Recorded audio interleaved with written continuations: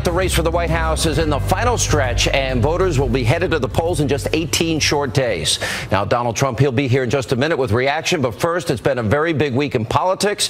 Now, the candidates, they faced off in their third and final debate in Las Vegas. The liberal mainstream media, they lost their minds over Donald Trump's comments about accepting election results, despite, of course, a long history of Democrats doing the exact same thing.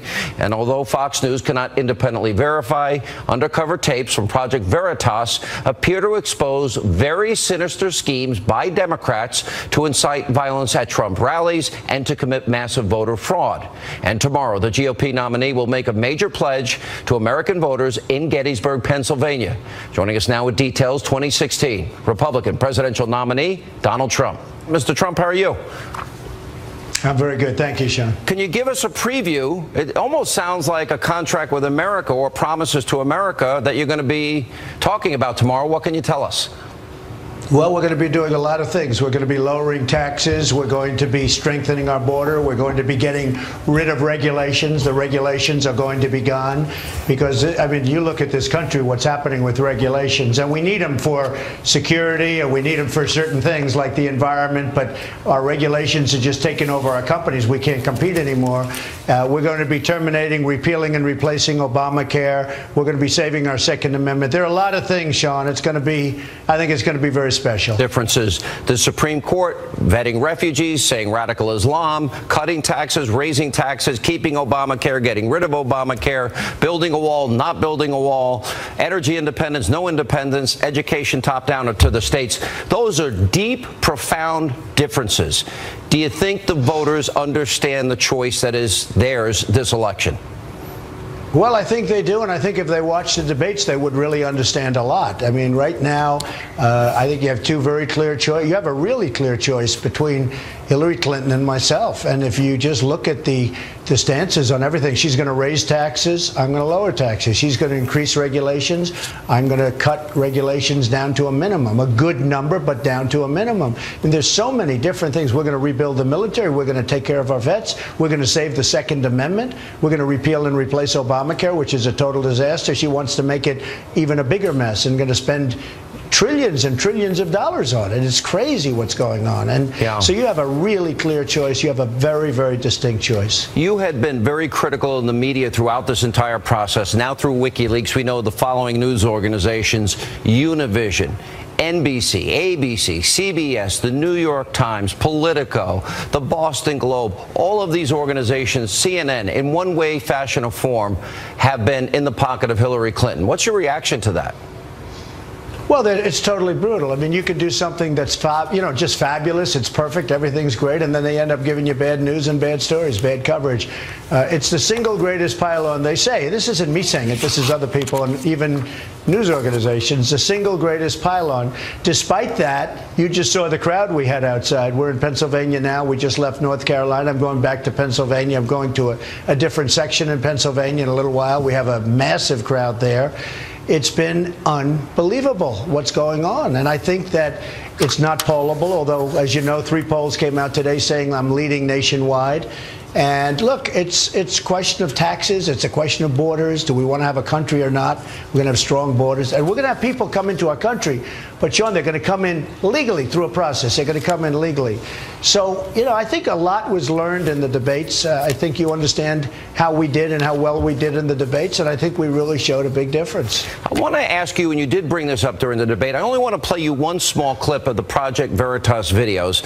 And it's about the flow of money to these operatives that admit and brag that they're fomenting and causing violence, even back in the Chicago incident in March, but also talking about a massive voter fraud plan that they have and they want to orchestrate. I want you to hear how the money flows and then respond to the 2 specific tapes. Listen to this. I am contracted to him, but I answer to the head of special events for the DNC and the head of the special events and political for the campaign. The campaign pays DNC, DNC pays Democracy Partners pays the Fogle Group goes and executes. All right, so let me read it. It says the campaign pays the DNC. The DNC pays Democracy Partners. Democracy Partners pays the Foval Group. They are the people bragging about fomenting violence at your events, inciting it, and they're the people that also talk at length about massive voter fraud in this election. And you came under heavy fire after the debate for saying, I'll keep you in suspense about accepting the election outcome. What is your reaction to these tapes? Sean, I've been saying for a long time, it's a rigged system. It's just terrible what's going on. And then the politicians play right along with it. I mean, you have 1.8 million people who are dead who are registered to vote, and some of them absolutely vote. Now, tell me how they do that. There's only one way. But you have 2.5 million people or so that are registered in 2 states. That means they're voting twice. Look, we have a system. I'm a big believer in the system. I love our country. But I think I've done a great service by pointing this out. And a lot of people agree with what I'm saying. That I can tell you. But when you look at those tapes, it's disgusting. Our rally in Chicago, that's where they were. They were there. And nobody could figure out what was going on. Where did these... And they're real thugs, by the way. Real thugs. And they injured policemen. They injured people. And they should be put in jail. I mean, these are bad people.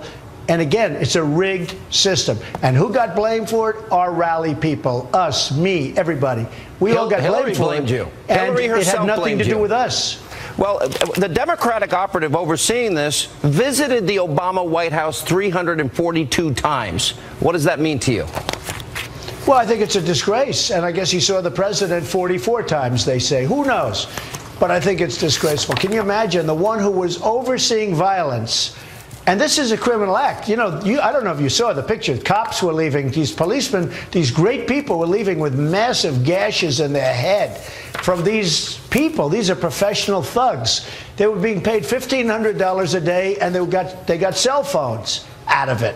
No, this is a very serious problem. And I think come November 8th, I think we're going to win. And maybe we're going to win bigger than people ever even dreamed. When you look at Pennsylvania, look at what's happening here. When you look at North Carolina, where it just left, you look at Ohio. And you see what's happening. You see what's happening with some of the jobs, the companies that are leaving our country and going to Mexico and other places. You see what's happening with Obamacare, which is such a disaster. Obamacare is a catastrophe. The premiums are going up 60, 70, 80%. The care is no good. You can't even get it. The deductible side. I mean, say what you want. Bill Clinton said, this is the craziest thing I've ever seen. He said that, and he probably suffered New Mexico, that night. But he said Obamacare is a disaster. It is a total disaster.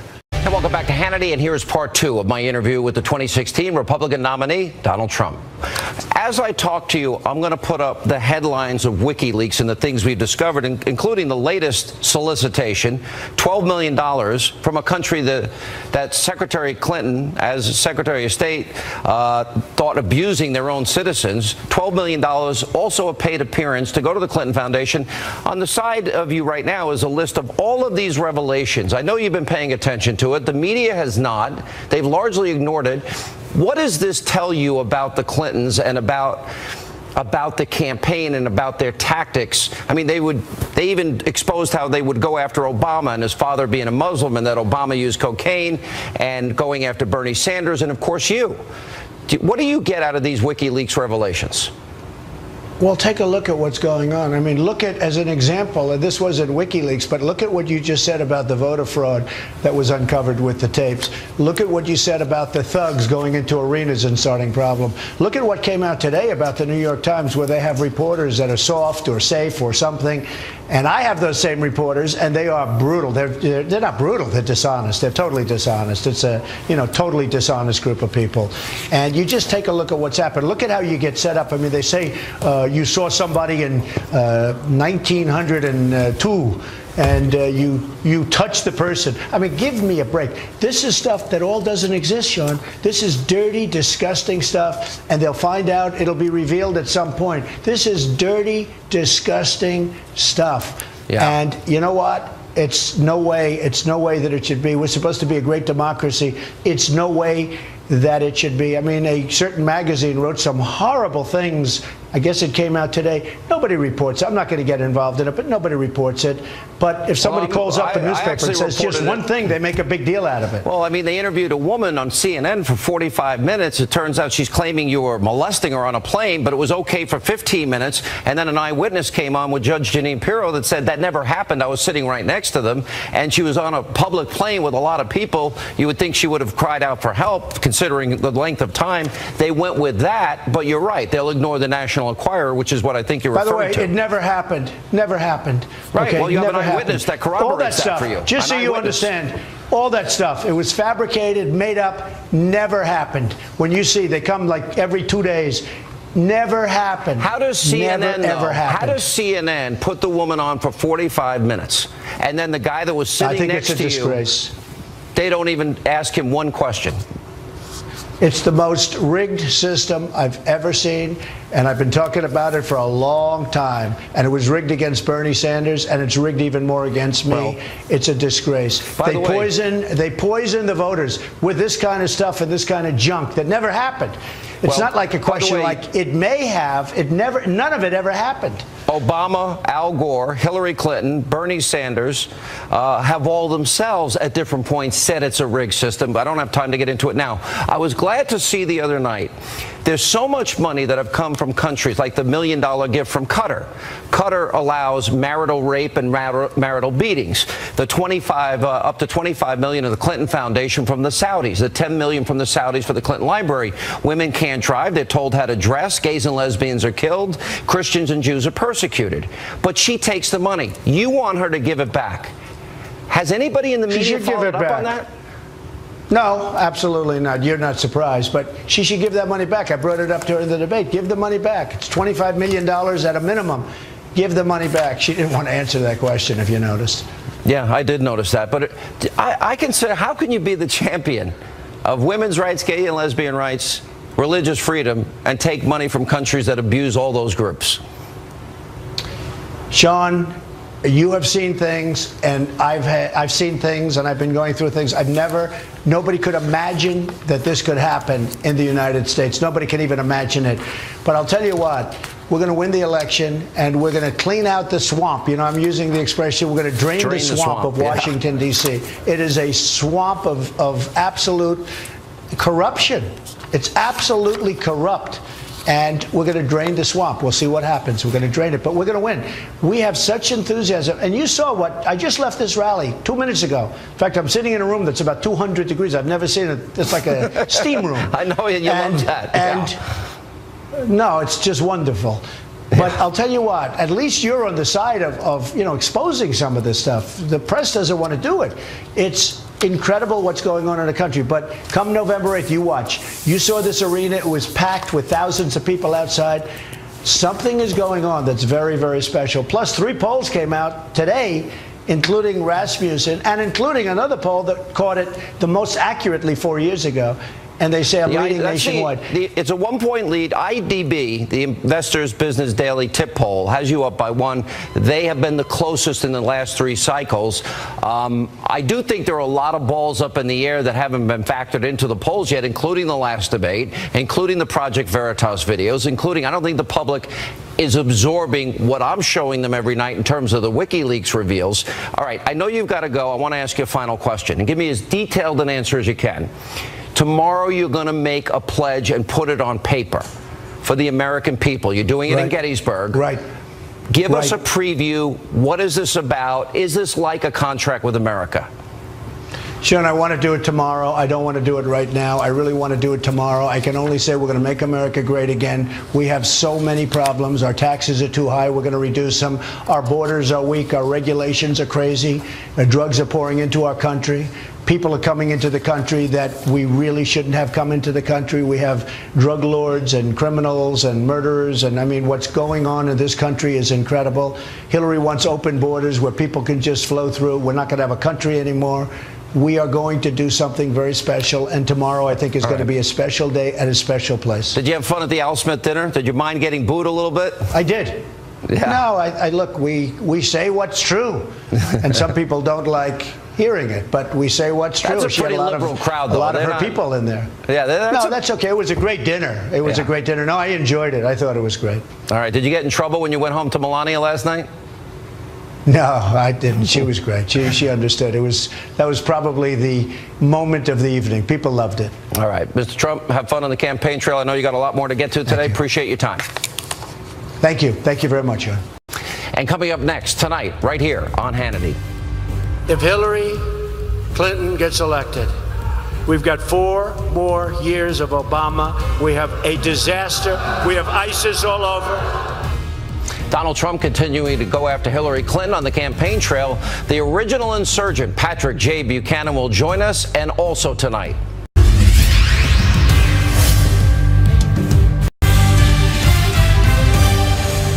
We have a bunch of babies running our country, folks. We have a bunch of losers. They're losers. They're babies. We have a president. All he wants to do is campaign. His wife, all she wants to do is campaign. If Hillary Clinton gets elected, we've got 4 more years of Obama. We have a disaster. We have ISIS all over. We won't win anymore, and your taxes are going up. And she wants to double up and triple up on Obamacare, which has to be repealed and replaced. It's a disaster.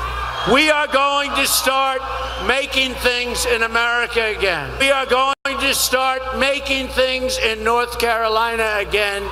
We are bringing back our jobs. America first. Remember that. All right, that was Donald Trump earlier today at a rally in North Carolina as he looks to build momentum ahead of Election Day. My next guest, the original insurgent, Patrick J. Buchanan, he penned a new article about the panic within the Republican establishment, writing, quote, "The establishment is horrified at Donald's defiance because deep within its soul, it fears that the people for whom Trump speaks no longer accept its political legitimacy or moral authority." Joining us now with reaction, the author of The Greatest Comeback, Patrick J. Buchanan. Pat, I agree 100%. There's a political earthquake that is going on. And in 20 days, there's going to be a huge discussion about the future of the Republican Party.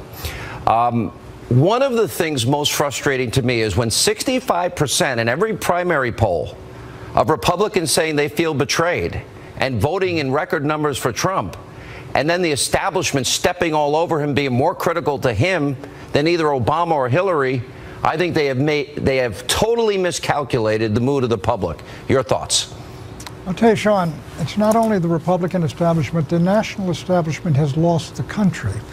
Trump's great accomplishment is to expose the fact that the establishment of this country is responsible for insecure borders, the masses coming across our borders, invading our country. They're responsible for the trade deals that have deindustrialized America and destroyed the jobs of millions of American workers.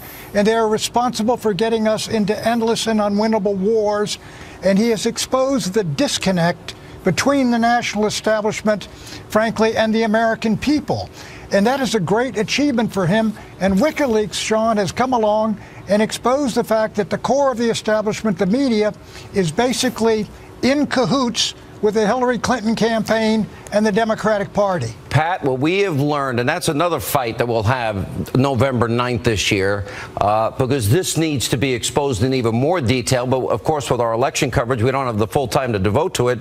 But you've got a Republican establishment, a Democratic establishment, a globalist establishment, and a media establishment that is all sort of in ways we never dreamed of aligned together.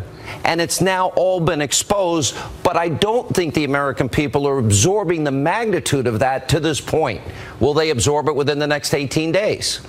You know, I think, let me say this, Sean, the enormous fire and energy and size of the Trump rallies, the magnificent turnout inside the Republican Party for Cruz and for Trump, the huge turnout for Bernie Sanders, the fact that Trump, as of about 3 or 4 weeks ago, was tied with Hillary and had momentum, that tells you the country wants to be rid of this establishment. The way we are going now, we could get a real possibility that the Republican elites who were repudiated in the primaries and in their party, and the Democratic elites who basically fixed it against Bernie. They will together control the destiny of the country, and we will have a nation whose establishment represents Washington, not the nation it is supposed to serve. I think we're headed for some very difficult times, and frankly, some of these tactics that you have mentioned on your show about these folks in Chicago are really somewhat more disturbing than some of the things that happened in Watergate. You know, I mean, look at what they're saying. You know, I just showed this to Mr. Trump. You got Hillary's campaign, Pat, paying the DNC, paying Democracy Partners paying an activist group that is on tape bragging about taking credit for violence at Trump events. It's organized everywhere, putting in these people to intimidate others, and massive voter fraud on a level. Again, both these things funded, according to their own words, by Hillary and her campaign. Let's talk about the individuals that they allegedly. Now, if it is true that they sent people out to start fistfights and maybe ignite a riot and disrupt and destroy the Trump rally, if they were behind the Chicago thing, and if they were paid by the Clinton campaign, we are talking about the Clinton campaign financing brown shirt tactics in the streets of Chicago. I mean, they have called, you've been called, and I've been called fascists for something we said. Look, what took place in the attempt to disrupt and destroy a Democratic rally, those are fascist tactics in the streets of Chicago. I was in Chicago in 1968. Abe Ribicoff used that phrase, but he was attacking the Chicago cops, Sean. But if people are doing this, that's what Goebbels and Rome and the others did with the brown shirts. Yeah. I want to know if they're saying in their own words is Hillary's campaign pays the DNC pays Democracy Partners pays for those fomenting violence and plotting and scheming voter fraud. Is it a fair question? What did Hillary know? When did she know it? What did her campaign know? When did she know it? And by the way, this guy, this operative who oversaw the whole thing, he went to the Obama White House 342 times. What did Obama know? And when did he know it? Exactly. You know, Sean, the great question is if. Was this guy just shooting his mouth off and nothing happened and he wasn't paid for anything and he had some legitimate reason to go to the White House 300 times? But let me say this.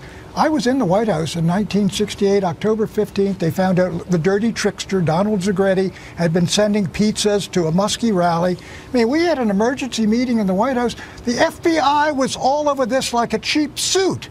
Where is they ought to immediately have this guy in and take a look at this and talk to the people involved in those riots in Chicago and question them as to whether somebody paid them. And does anybody know if these individuals, again, are just shooting their mouth off or they did what they're talking about? I mean, they were fired instantly. That suggests to me that the people that fired them know they were up to no good. Yeah. All right, Pat, we're going to watch this. What's your prediction? How's this all going to play out? Who do you think's going to win this?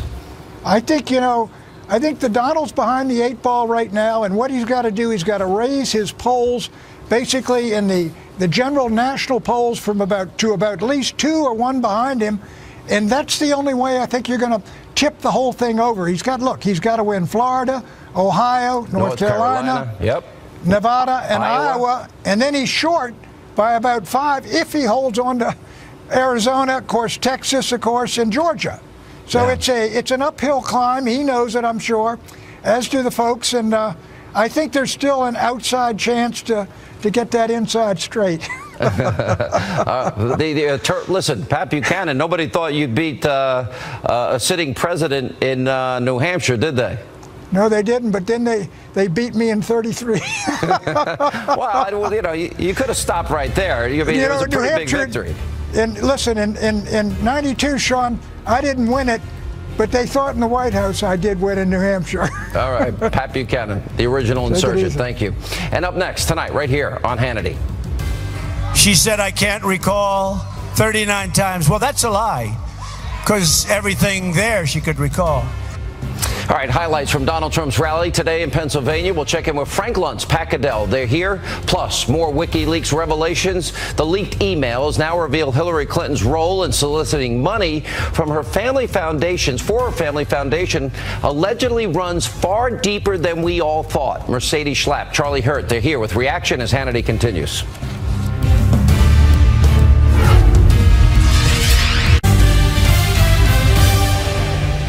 Yesterday, you read the story of a great four-star general who told one story to the FBI. They said it wasn't true, might have been a lie. And guess what? His life is destroyed. He could go to jail for 5 years. She lied over and over and over and over. 39 times, right? She said to the FBI. On July 4th weekend, not recorded and not sworn in. She said, I can't recall 39 times. Well, that's a lie, because everything there she could recall. Donald Trump slamming Hillary Clinton over her ongoing server scandal. Also today, Fox News obtained a video from 2010 showing Hillary Clinton actually lecturing her staff at the State Department about, get this, using cybersecurity. All right, joining us now with reaction polls to Frank Luntz and Fox News contributor Pat Caddell. Mr. Luntz, all right, I was impressed. Donald Trump, according to the Frank Luntz focus groups, won 2 of the 3 debates. That's a very high bar. Yes, it is a high bar, but the challenge for him now is he's running 5 or 6 points behind. And Sean, there is still a path. It's a very small one, very narrow one, but that path goes based on rhetorical questions, and I'm going to give you 3 that you can ask again and again between now and Election Day. Is America safer today than it was 8 years ago? Does Hillary Clinton have the honesty and integrity to be president of the United States, and who is more likely to hold Washington accountable? If that is the focus, you can change millions of voter minds. The question is, will there be that discipline? All right, what was the and last will there one? be that focus? Does Hillary Clinton, what was the last one? Last one is, who is more likely to hold Washington accountable? All right, Pat Caddell, what are your thoughts where we stand?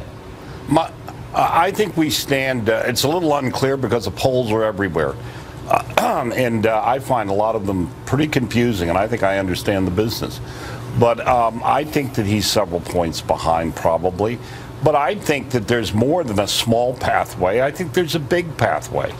The basic attitudes in this country are structured against the incumbent party, against Hillary Clinton and the Democrats. If Donald Trump can rise to making this a referendum, even bigger than what Frank Luntz is saying, the real issue here is who owns America, the people or the political class? Whose ox is being gored? The people know it's theirs. They believe the system is rigged against them economically. Trump's got to put these questions, and the question of, do we continue to go down the road of decline, or do we make changes, and do we overturn the corruption in Washington? Those are huge issues. His problem is he is being way too tactical and not strategic enough, in my opinion. Let me ask you this. Do either one of you think that their polls, maybe there is a certain percentage of people that won't say they're voting for Trump, or is that just fantasy thinking among Trump supporters? I tend to say you got to believe the polls. Do you think there's a possible Brexit effect? I say you can't count on it. What do you say, Frank Luntz? I agree with you. We polled in Brexit, and we had Leave beating Remain by 2 points. For us, the key was the subtext. What percentage of your friends and neighbors will vote to leave? What percentage of your friends? By asking it that way, you're more likely to get an honest answer. But Sean, if the focus is just on the polls over the next 18 days, then nothing is going to change. Because in the end, voters don't vote on polls. And I agree with Pat.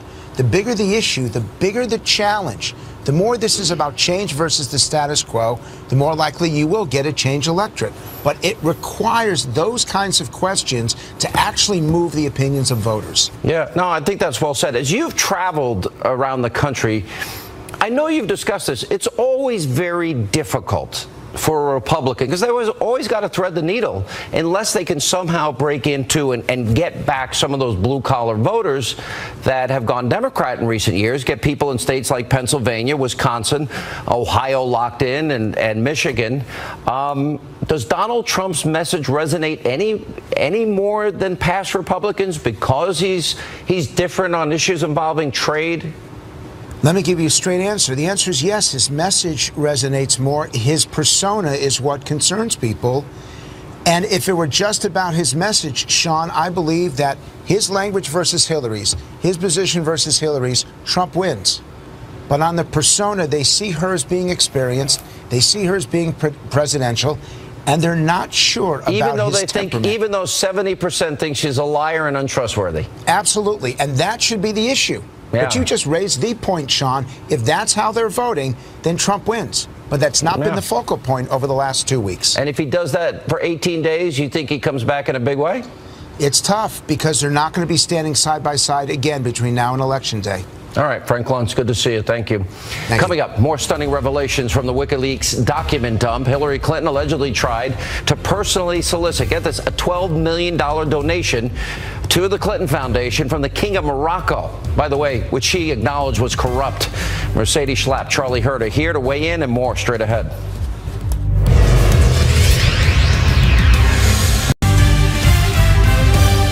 And welcome back to Hannity. So new revelations from WikiLeaks continue to expose Hillary Clinton and damage her campaign. The mainstream media, they're mostly ignoring what's being released, but we're keeping very close tabs on it right here on this program. Now, here are some of the biggest discoveries from this week alone. Hillary Clinton personally tried to secure a $12 million donation from the King of Morocco under the condition that she'd appear at a Clinton Foundation function in the country.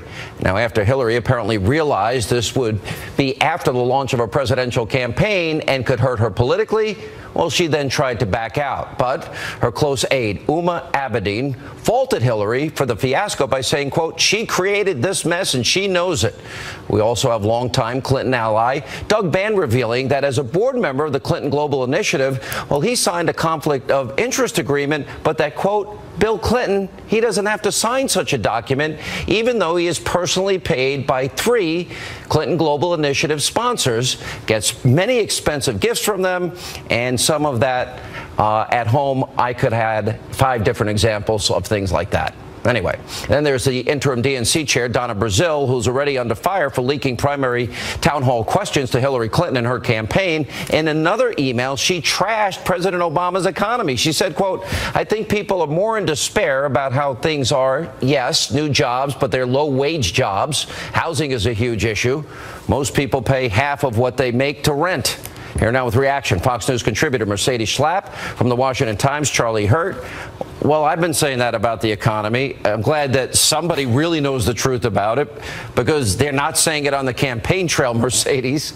No, I think that there's a sense of let's stay quiet about the economy. I mean, President Obama and clearly Michelle Obama, since they've been out on the campaign trail for Hillary Clinton, they've made it a point to ensure that keep a happy face on and everything's going to be okay and it's going to be fine under Hillary Clinton. And so I think what's disturbing is the fact that Hillary Clinton is really trying to, I don't quite understand her vision, but sell herself as saying she's the one that's going to be able to create economic growth. But when you look at her plan, it's very clear, Sean, that when her tax plan alone increases taxes, we're going to see more regulations. We're going to see more of the same, which means economic disappointment for Americans. Yeah. What is your take on the whole Morocco issue and the $12 million? Is that pay to play, Charlie? Because it certainly seems like it. I think without any doubt that it's pay to play, and what's really funny about it is it's not surprising at all. As we dig through all these things, I mean, this stuff makes Machiavelli come off as Mr. Smith Goes to Washington.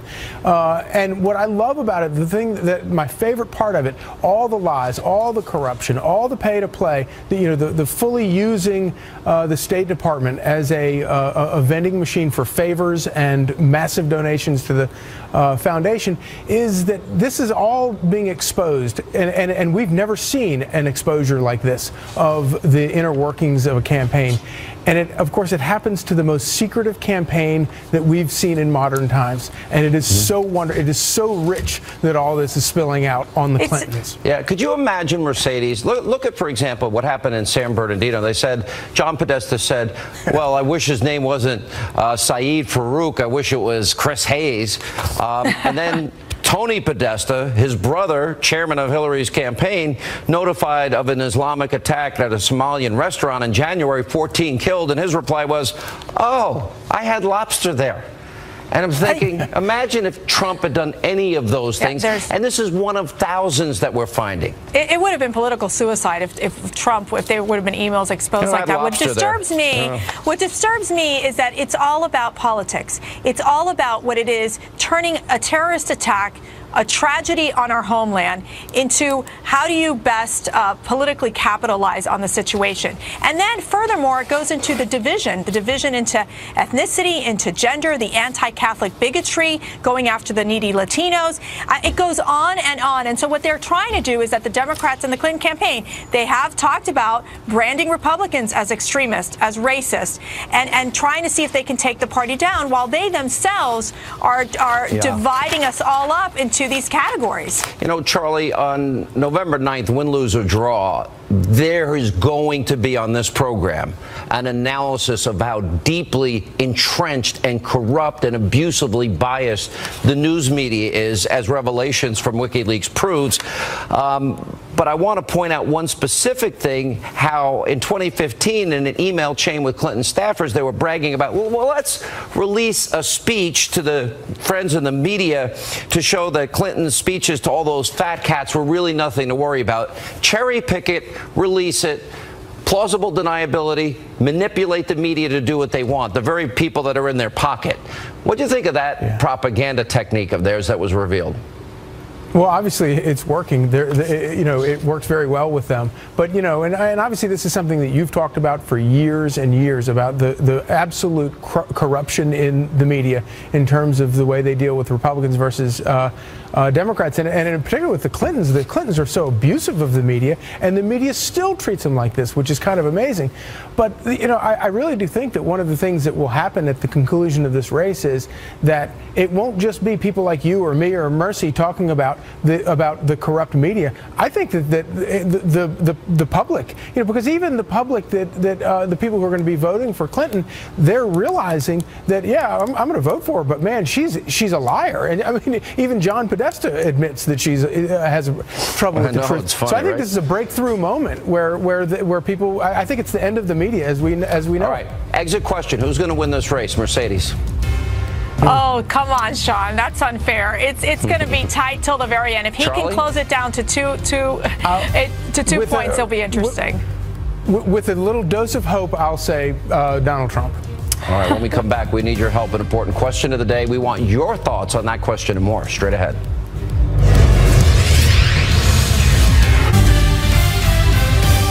All right, time for our question of the day. So with 18 days to go, how do you feel about the upcoming election? Who do you think is going to win? We want to hear from you. Go to Facebook.com/Sean Hannity, @Sean Hannity on Twitter. I can't tell you. I have no feel for how this is all going to play out. It has been such an unpredictable year. Anyway, we'll be back Monday with only 15 days to go. That's all the time we have left this evening. As always, thank you for being with us, and I hope you have a great weekend.